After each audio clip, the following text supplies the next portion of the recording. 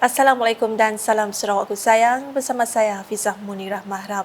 Berita dimulakan dengan seramai 60 orang asnaf menerima sumbangan dalam program Majlis Jalinan Kasih Ragat Foundation menerusi inisiatif Kamek Prihatin pada malam Selasa. Majlis penyerahan sumbangan sempena bulan Ramadan ini telah disempurnakan oleh Yang di-Pertua Negeri Sarawak Tun Pehin Seri Abdul Taib Mahmud dan isteri Tuh Puan Datuk Patinggi Ragat Kudi Taib di Astana Negeri Sarawak. Sumbangan berupa bakul makanan beserta wang tunai itu diserahkan kepada pelajar Madrasah Tafiz Darul Ulum Falah-i Darain BDC dan Madrasah Al-Khairat Kuching. Program tersebut merupakan hasil kerjasama Ragat Foundation bersama Astana Negeri Sarawak bagi menyantuni masyarakat yang memerlukan sekaligus menggalakkan golongan korporat atau individu berkemampuan untuk membantu golongan yang memerlukan ini. Sebelum menyempurnakan penyerahan sumbangan berkenaan, Tun Pehin Seri Abdul Taib dan Tuh Puan Datuk Patinggi Ragat telah berbuka puasa bersama jemputan lain. Terdahulu pada hari sama, Tuh Puan Datuk Patinggi Ragat turut menyempurnakan pengagihan sebanyak 600 bungkus bubur lambuk kepada penduduk di kawasan Dewan Undangan Negeri Dun Samariang. Sumbangan bubur lambuk itu juga merupakan sumbangan daripada Ragat Foundation. Sementara itu, wartawan Unit Komunikasi Awam Sarawak UKAS menemu bual beberapa penduduk kampung serta penerima bubur lambuk mengenai program tersebut dengan rata-rata mereka berasa teruja kerana dapat berkongsi kegembiraan antara satu sama lain sekaligus berharap agar program sebegini terus dianjur pada setiap tahun. Yang dah tradisi turun-temurun dari datuk nenek kita dulu, nenek moyang kita dulu. Jadi benda yang patutnya setiap tahun ada lah. Tapi semestinya tiga-tiga agensi yang mesti mungkin ada dari pihak masjid, ada dari macam-macam NGO lah.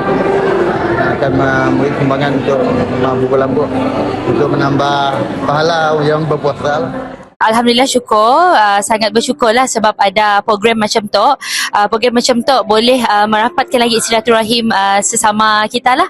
Yang walaupun kami bukan di kampung tu tapi kami dijemput, kami berasa gembira lah.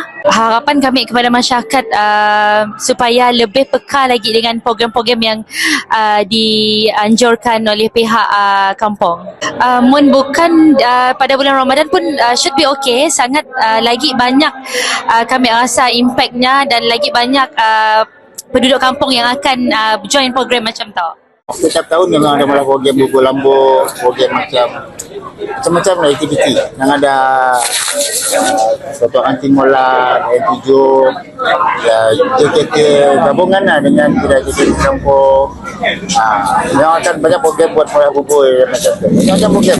Kan orang kampung nak kata orang kampung nak kata orang sporting. Nah sporting. Dia akan datang. Bukan kampung tu aja. Kampung Sebedil, Kampung Tanjung akan join. Sementara itu, Perbadanan Kemajuan Perusahaan Kayu Sarawak Pusaka dan anak-anak syarikatnya memberikan sumbangan berjumlah RM100,000 kepada penduduk di beberapa kampung di Tanjung Manis. Majlis penyampaian sumbangan telah disempurnakan oleh Timbalan Menteri Perancangan Bandar Pentadbiran Tanah dan Alam Sekitar Sarawak merangkap ahli Lembaga Pengurusan Pusaka Datuk Lentalis Saleh di Kuching pada Selasa.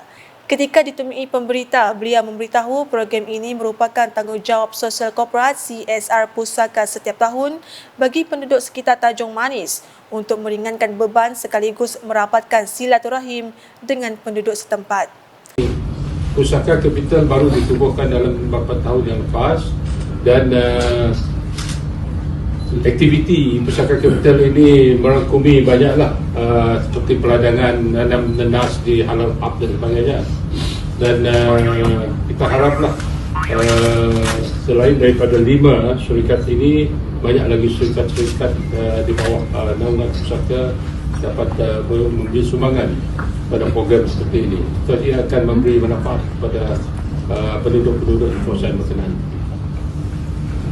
Difahamkan sumbangan berkenaan disalurkan terus kepada Biro Kebajikan Dun Kuala Rajang bagi tujuan penyelarasan dan pengagihan kepada golongan asnaf, warga mas, ibu tunggal atau balu, anak yatim, orang kelainan upaya OKU dan saudara baru.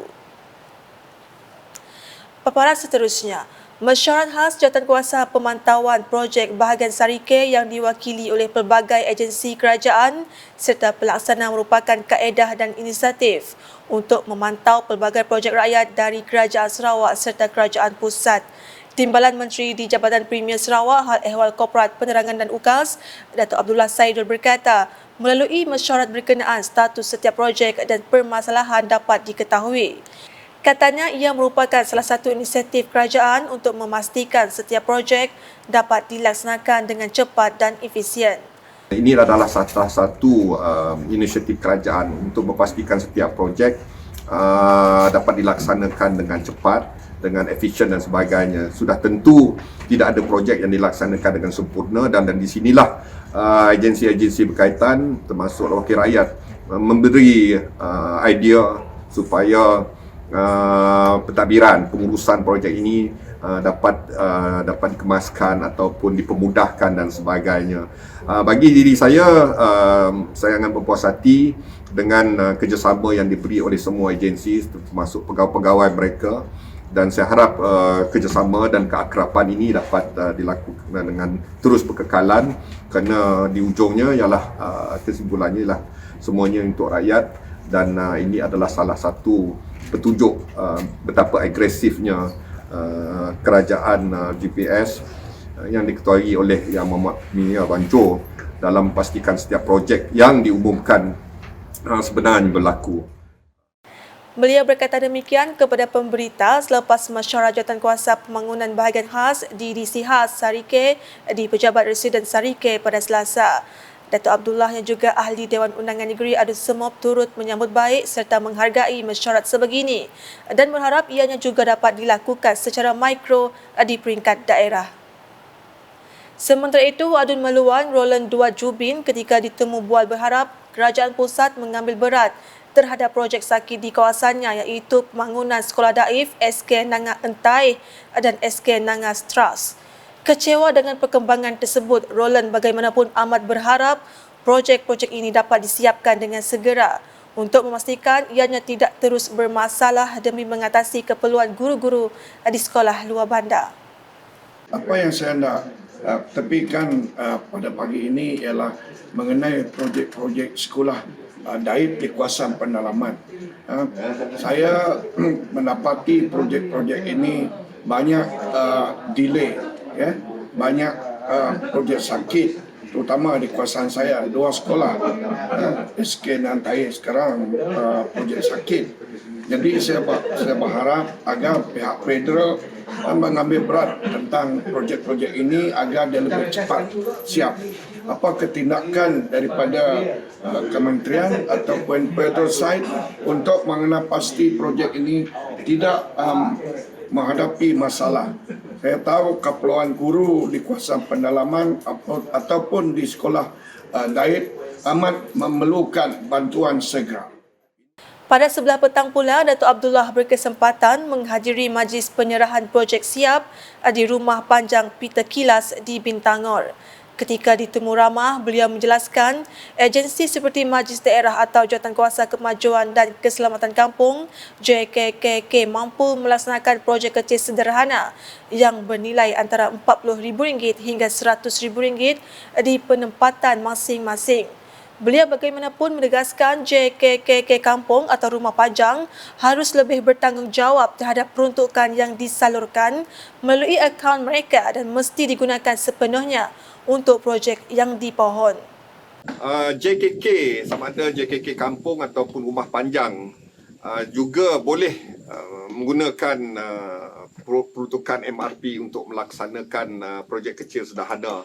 Tidak perlu dilaksanakan sepenuhnya oleh agensi seperti JKR dan sebagainya.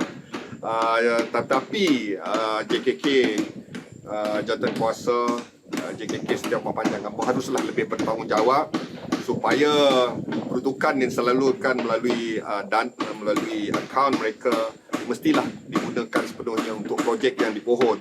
Kerana terdapat juga beberapa berlaku kecurigaan tentang bagaimana peruntukan ini, peruntukan MRP yang disalurkan melalui akaun JKK dilaksana atau digunakan. Tegasnya sekiranya semua JKKK bekerjasama, efisien dan menjalankan tugas sebagai satu entiti yang bertanggungjawab, banyak projek kecil sederhana di kampung dapat dilaksanakan oleh mereka sendiri. Sekian edisi Tengah Hari bersama saya, Hafizah Munirah. Berita lebih lanjut boleh didapati di semua platform media sosial UKAS, termasuk portal ukas.sarawak.gov.my dan UKAS Channel di YouTube. Sebelum mengakhiri edisi Tengah Hari ini, saksikan sorotan program Majlis Jalinan Kasih Ragat Foundation yang diadakan pada Selasa. #menyebar fakta, salam UKAS.